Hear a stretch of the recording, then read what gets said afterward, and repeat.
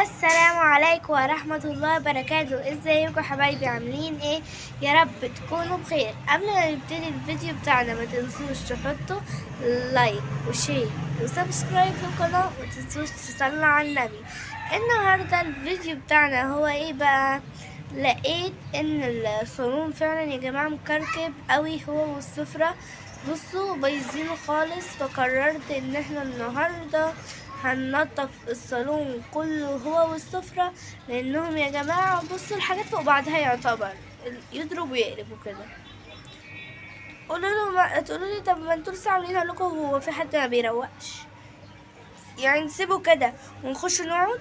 ده في مثل بيقولك كوسبتك ورشه ما انتش عارف ان هيخشوا. مش هحرق الفيديو عليكم، مش هقعد اتكلم على تفاصيل الفيديو، والوقت نقول يلا بينا.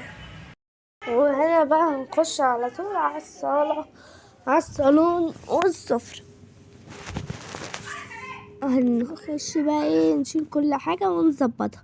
وهنا بقى جبت الخمار وجبت مية بتوني علشان نوصل فيها الخمار القماشة يعني، وهنمسح بقى بيها وننفض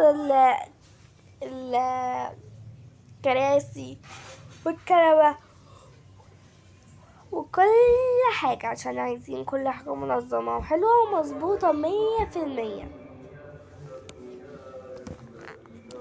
فهنا بقى ايه، هدخل البرانسكو، وكمان هظبط كده الحاجات، عشان احنا يا جماعة فعلا انا فرحت بجد والله، ما فرحت صالون وسفرة، ولسه هنعمل الأوضة، مراحل كتيرة أوي.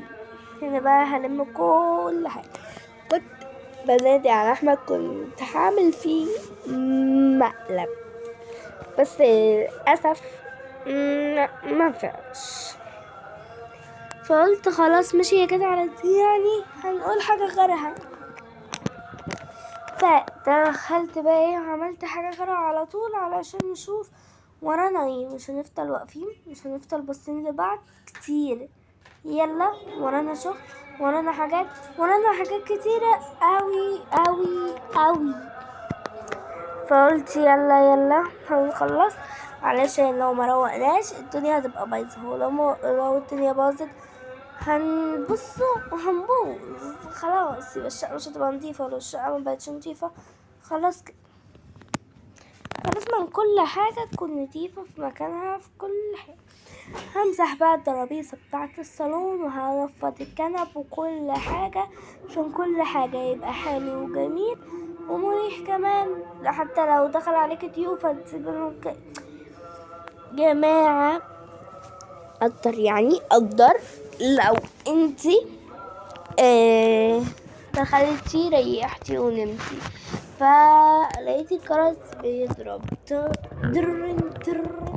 عمال يضرب بقى على اخره، على اخر ما عنده. فانتي هيبقى موقفك ايه قدام الضيوف؟ هيبقى يا جماعة برضو حاجة محرجة. ازاي هتفتحي لهم وهي الصالة كده مقلوبة؟ وحشة قوي. فنخلص اللي ورانا وبعدين ننام.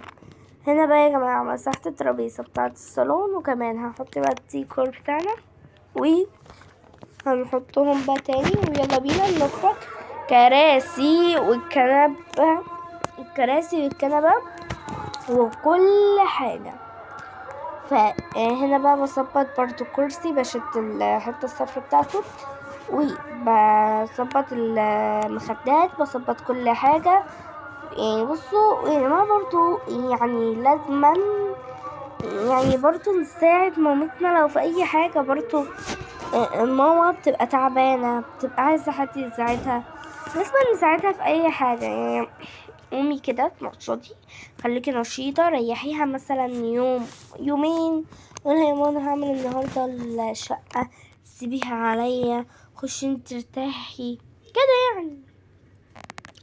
وان شاء الله يعني بصوا هتخش على طول وتروقي. وحتى يعني انتي ما تقليش على نفسك لو مش هتقدري. يعني حتى ساعديها في حاجات.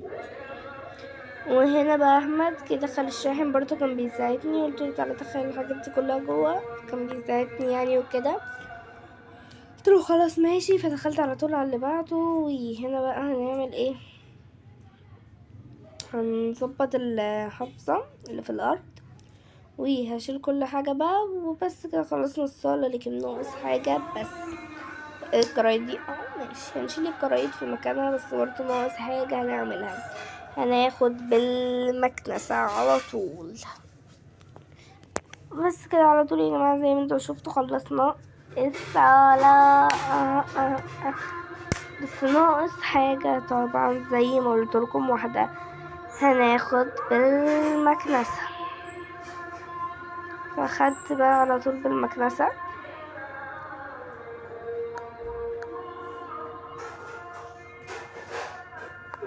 نفتحها بقى، يلا يلا يلا عشان ننضف يا جماعة. ما احنا برضو مش يعني مش هنسيب الدنيا تضرب تقلب كده، لازم ننضف كل حاجة ونظبط كل حاجة. خدت الصالون وخدت السفرة برضو ايه معانا. وبعديها بقى زي ما انتوا شايفين كده، خدت بالمكنسة على طول ونشيلها، ويلا بينا بقى ايه كده تكون الصالة كلها خلصت. فيلا بينا على طول نخش على اللي بعده. دخلت بقى على ايه، دخلت على طول على الأوضة عشان لقيتها تضرب تقلب يا جماعة، فعلا باظت خالص. ومعلش يا جماعة معرفتش اصور السفرة، ان شاء الله المرة الجاية هنصورها مع بعضينا. هنا يا جماعة يا لهوي الدنيا تضرب تقلب فعلا. هقولك بقى دلوقتي معلومة، القماشة دي شايفينها مبلولة، القماشة دي ايدك ورجلك يا جماعة، القماشة دي ايدك ورجلك بجد. فنخش بقى على طول على الخشب، امسحي ونفضي بقى كده، واديله بقى اديني ودي كده، بصي طلعي نفضي يا جماعة. زي بقى ما انتم شايفين كده هظبط السراير حلو، كل حاجة حلو. الطرحة دي رخمة اوي. وهنا بقى زي ما انتم شايفين انا بمسح الخشب كله، وبعديها هنظبط السريرين بقى ونظبط كل حاجة، والارض عشان الارض يا جماعة فعلا كانت بايظة خالص، كان كل حاجة بايظة.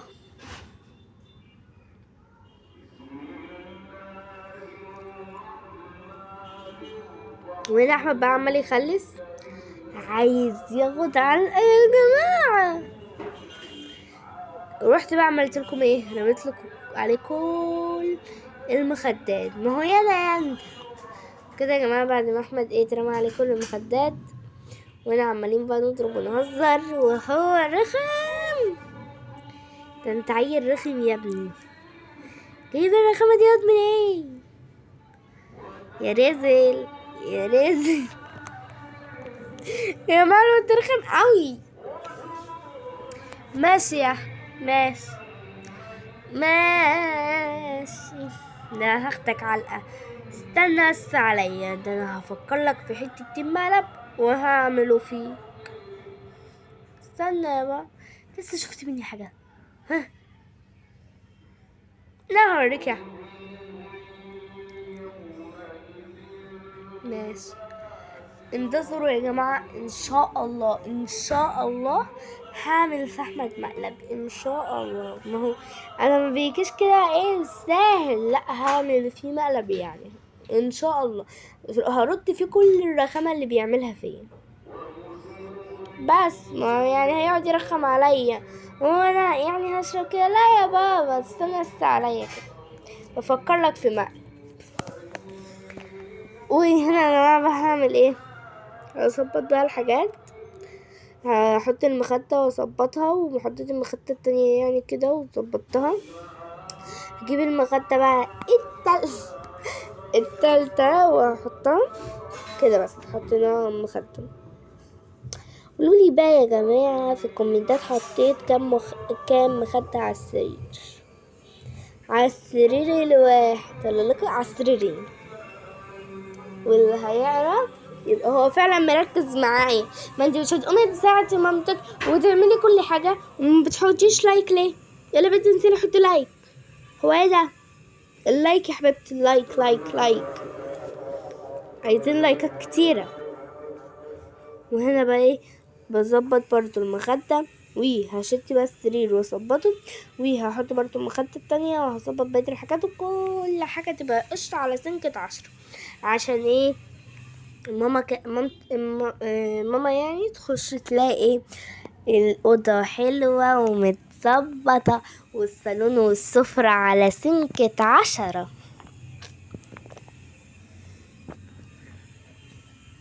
هنا بقى حطيت المخدة دي يا رخرة، ظبطتها كده، وهجيب المخدة التانية برضو وهظبطها بس.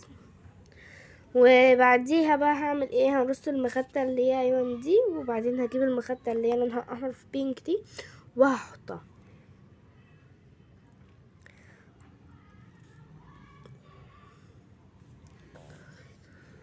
زي ما انتم شايفين كده. بس خلصنا كده السرير ده والسرير التاني، يعني خلصنا السريرين، يلا بينا بقى نكمل بقية الحاجات زي ما انتم شايفين كده.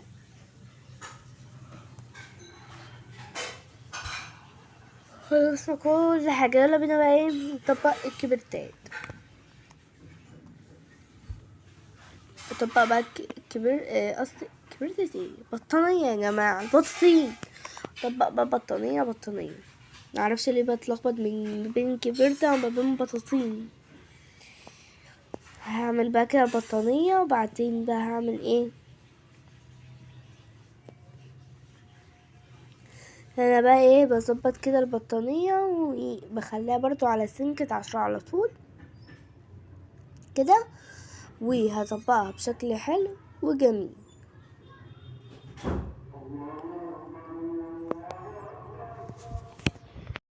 وهنا بقى هنظبط كل حاجة. ظبطت كده الكبرتة دي ورصيتها، وبعدين هظبط الكبرتة كبرتة يا لهوي معلقة معايا الكبرتة، اسمها بطانية. هنعمل البطانية ونطبقها ونرصها برضو فوق التانية، وبعدين هنحط القطة، وبس كده نكون خلصنا السراير ونخش على الأرض، وبعدين نقول يا لهوي تاني عليها فعلا. هطبق بقى الأول البطانية حلو كده عشان على طول نخش، يعني نكون مفيش أي حاجة ورانا تاني في السراير. الشلت ظبطناها، كل حاجة اتظبطت، فايه مفيش حاجة غير ايه دي. فقلت بقى ايه نظبط كده دول، وبعدين ايه يعني نعمل ال اسمها ايه الأرض. ظبطتها بقى كده زي ما انتوا شايفين. هدخل الحتة دي كده من جوه، وهرصها فوق البطانية، وهحط القطة احط بقى القطة، هنشيل بقى الحاجات دي كلها. وهنا بقى لقيت غسيل، فهروح اوديه هناك يعني هنطبقه يعني وكده، فروحت وديته هناك. وهاجي تاني بقى هنعمل ايه، هفرش معرفش يا جماعة المصطلحات بتاعت اسمها ايه، يعني هفرش فرش اسمها ايه الشلتة. وبعد ما افرشها بقى هتشوفوا الوقت، مش عايزة احرق عليكم الفيديو كله عشان انا عمالة اتكلم. بصوا حرقت الفيديو كله، انا حاسة، انا عارفة مش حاسة. وهنا بقى كده ايه، يلا بينا على طول نفرش الشلتة بتاعتنا علشان نخش على اللي بعده. ولو وصلتي معايا لحد هنا متنسيش تحطي اللايك وشير وسبسكرايب للقناة عشان يوصلكوا اي فيديو جديد يا حبايب قلبي. هنا بقى هفرش السجادة دي، وهفرش بقى ايه الحاجات كلها اللي ناقصة، وبعدين هشيل اي سجاد تاني مش ناقص بره بقى على طول. وهنا احمد بقى كان معايا، وكنت بظبط كل حاجة يعني وكده. وهنا بقى هعمل ايه هشيل دي المصلية نطبقها حلو، وبعدين هنعمل ايه هنكمل البتاع نفرشها وكده. وهنا بقى هنظبط دي على الشلتة ونرجع لكم. وهنا بقى هنحط المفرش ده على الكومودينو، وبعدين بقى هنحط بقية الحاجات عادي. بس قبل ما نحطه هنمسحه بقى بالقماشة بتاعتنا.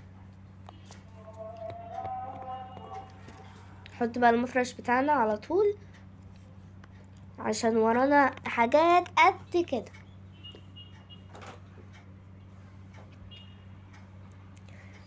بعد ما ظبطنا بقى يلا على الارض على طول. هحط بس الاول كده الملزمه وبس كده.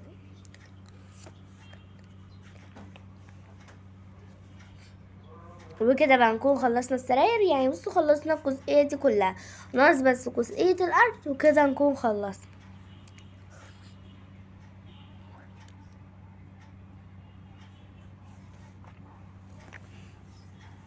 دلوقتي بقى نروح نجيب المكنسة ونجيب كل حاجة ونخش على طول. واحنا بقى بناخد المكنسة وكل حاجة. انا بقى اشيل الخضة ده على طول وارجع لكم.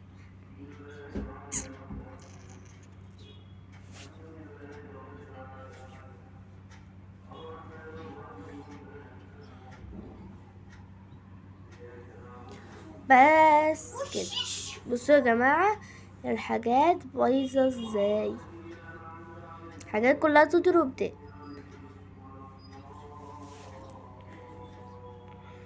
جبت المكنسة بقى وهنشيل السكت ده والحاجات دي كلها برا، وبقى نعمل كل حاجة. بس كده اهي الارض دي هي اللي هتبهدل. انا احمد بقى رايح جاي رايح جاي، هي بنثبت في حتة بقى، عايزين نصور، عايزين نعمل اللي احنا نعمل. هو ولا هنا فضلنا نضرب في بعض قد كده، في الاخر مشي.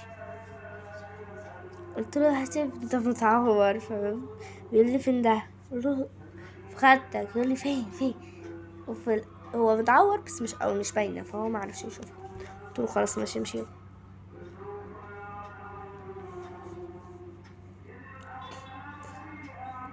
فضلنا نتخانق بس برضه مشي. واحنا بقى نشوف ورانا ايه على طول، عشان لو فضلنا نتكلم ونقعد الكلام هياخدنا، ونفضل نتكلم ونسار ونفتح حواديت وكلام من ده. فبقى نعمل خلاص اندمجنا. انت مش قادرة تقومي طيعي يومك طيعي، مش هنعمل الارض نسيبها وسخة نسيبها لتاني يوم. لا لازم نعمل على طول ونخش على اللي بعده.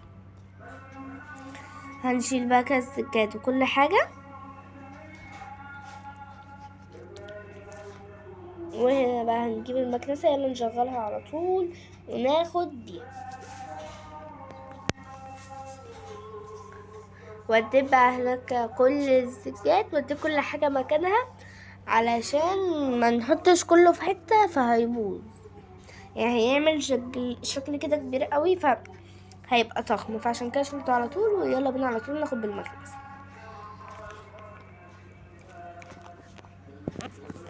نحط على طول الفيشة ونشغل المكنسة وناخد على طول.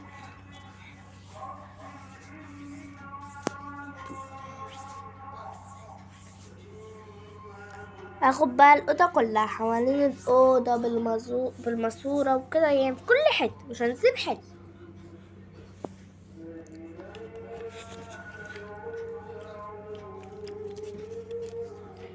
بس كده بقى هاخد زي ما انتوا شايفين كده عشان الأوضة تبقى نظيفة وكل حاجة في مكانها. اقعد يا اقعد اقعد.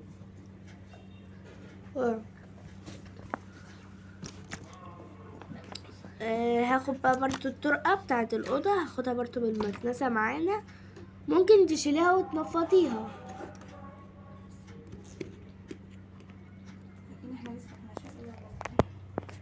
لكن احنا لسه كنا شايلينها ومسحنا. هتقولي ما تنضفيش، لا برضو خشي ونضفي ظبطي. يعني انتي شلتي هتفضلي مليون سنة ما تنضفيش؟ لا يلا حبيبتي كده قومي واعملي ونضفي وظبطي.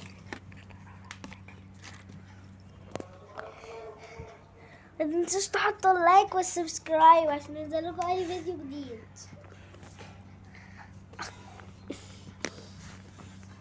ابعد ده انت رخم.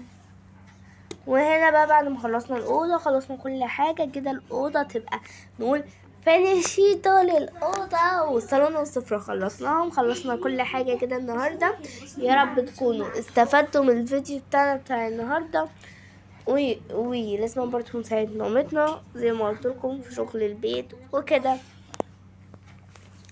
وهنا بس هظبط الحافظة بتاعة الطرقة وبس كده.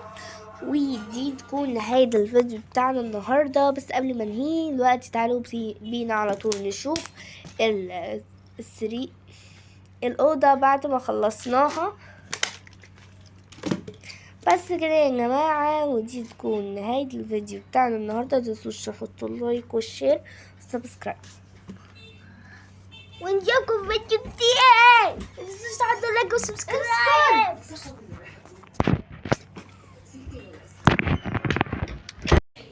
وبس كده يا جماعة، ودي تكون نهاية الفيديو بتاعنا. متنسوش تحطوا اللايك وشير وسبسكرايب للقناة عشان يوصلكوا اي فيديو جديد. ويا رب تكونوا يعني استفدتوا من الفيديو بتاعي النهاردة. امشي بقى، ده انت رخم. بس خلينا انهي الفيديو. وبس كده النهارده خلصنا الصالون والسفرة، وخلصنا كمان الأوضة، خلصنا كل حاجة، روقنا الشقة وظبطناها، ولازم نساعد ماما في البيت، مش هنسيبها لوحديها وهي هتتعب خلاص، فاحنا لازم نساعدها وكده.